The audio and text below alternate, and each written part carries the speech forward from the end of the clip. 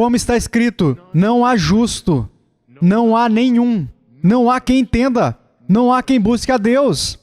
Todos se extraviaram, a uma se fizeram inúteis. Não há quem faça o bem, não há nenhum sequer.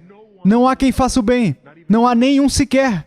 A propósito, ele quis dizer isso.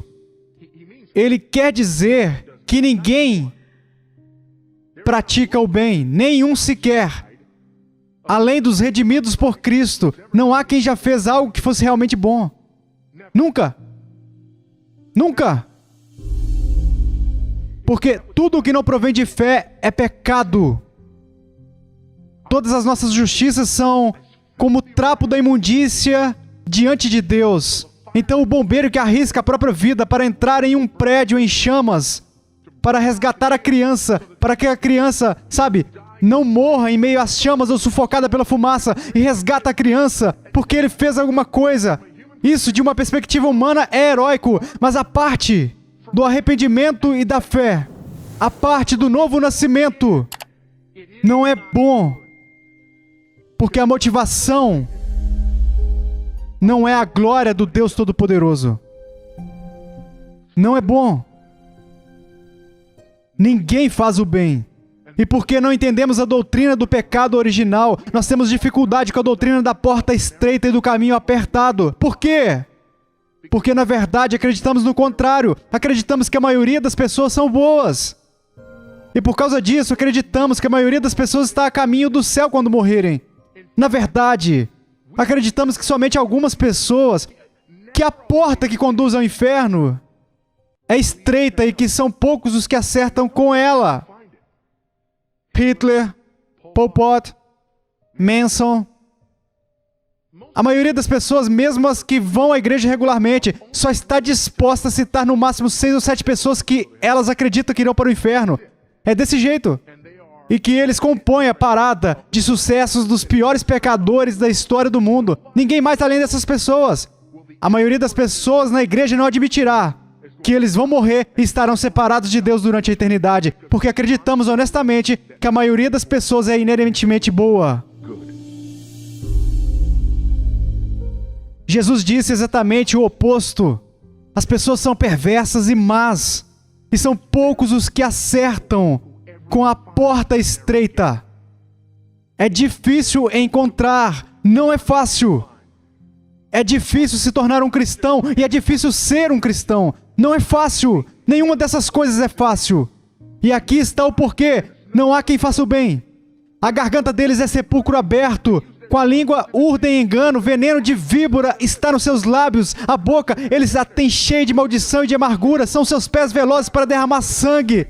Nos seus caminhos há destruição e miséria. Desconheceram o caminho da paz. Não há temor de Deus diante de seus olhos. Esse é o problema deles. Não há temor de Deus diante de seus olhos. Eles acreditam que se eu entrar em um prédio e resgatar uma criança, eu sou bom.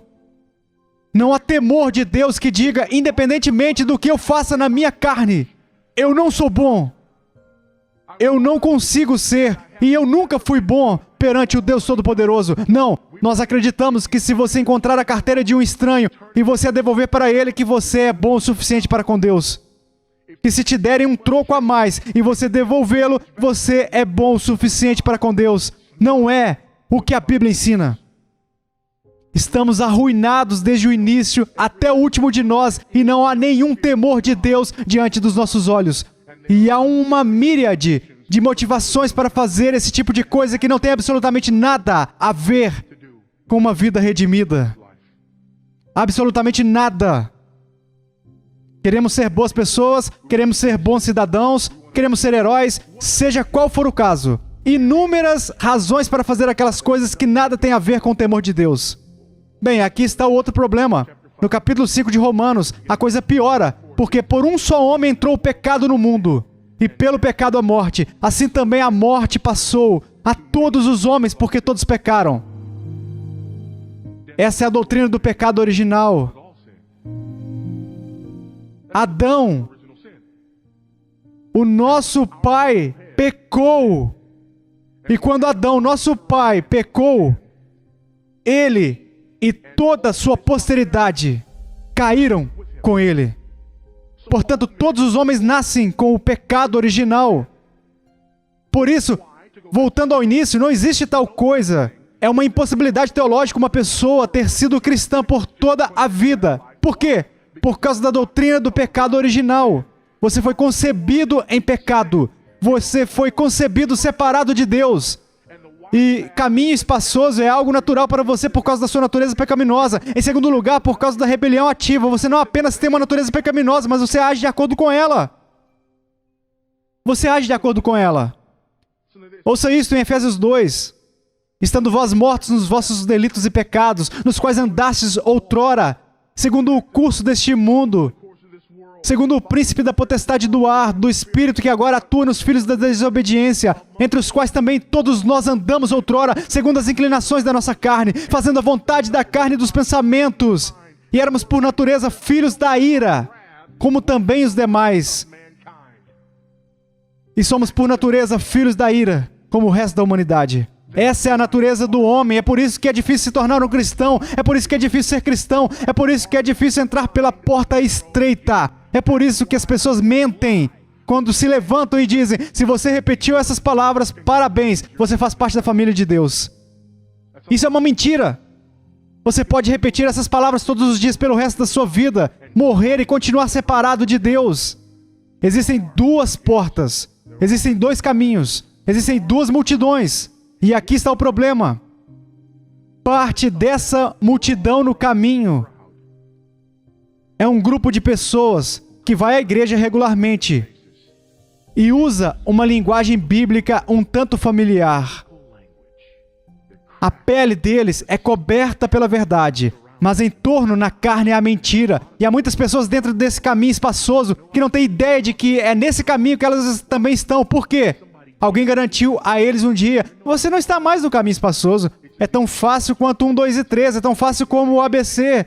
E de repente, eles estão andando no caminho largo e de vez em quando eles enxergam um vislumbre daquele caminho estreito. E eles têm um vislumbre daquele caminho estreito e dizem: uau, parece que os outros estão em um caminho diferente do que estamos. Oh, não, não, não, não, não, não.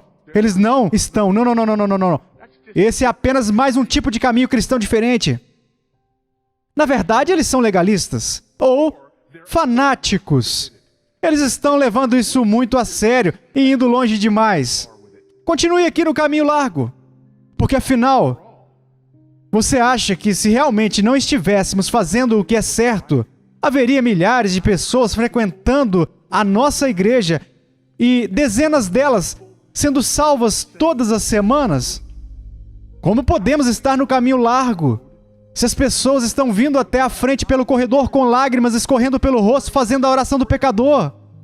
Como podemos estar no caminho largo se é isso que tem acontecido? Como podemos estar errados se Deus está abençoando o nosso trabalho dessa maneira? Pessoal, a cena é tão comum. Infelizmente, é uma linguagem ampla e mundial. É uma linguagem do caminho largo. Por fim, há dois destinos que nos mostram que a vida cristã deve ser concluída com fidelidade. Faça um autoexame. Então, quando você se examinar, certifique-se de que você entrou pela porta estreita. Aquela que você entra através do arrependimento e da fé.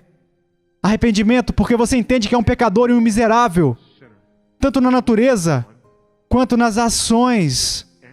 E você merece o que um Deus santo e justo tem preparado para aqueles que pecam.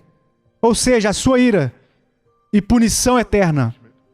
Isso é arrependimento. O arrependimento é reconhecer isso. O arrependimento é autoaversão, como diz a confissão. O arrependimento é estar tão enojado de si mesmo que você não consegue se suportar e quer se afastar de si mesmo porque reconhece que tudo em você é imundo, miserável. E por isso, você não merece estar na presença de um Deus santo. Você se afasta disso e roga pelo único que pode transformar. Isso é arrependimento. Arrependimento e fé. Fé em quê? Fé no Jesus das Escrituras. Fé em Deus. Fé naquele que nasceu de uma virgem. Fé naquele que fez milagres. Fé naquele que morreu em uma cruz e ressuscitou no terceiro dia. Fé naquele que voltará para julgar os vivos e os mortos. Fé no único que é a resposta para a questão do pecado do qual você está arrependido. Fé apenas nele e em sua obra consumada. Não na obra dele mas somente na obra dele. Isso é fé. Isso é fé. Não apenas o nome, mas a paixão e a obra de Jesus Cristo. Coloque a sua fé no Senhor Jesus Cristo. Clame por Ele para que Ele possa te salvar e te perdoar dos seus pecados. Entrai pela porta estreita. Caminhe pelo caminho apertado. Aquele com poucos companheiros. Então assim você irá encontrar uma única coisa. Você irá encontrar a vida.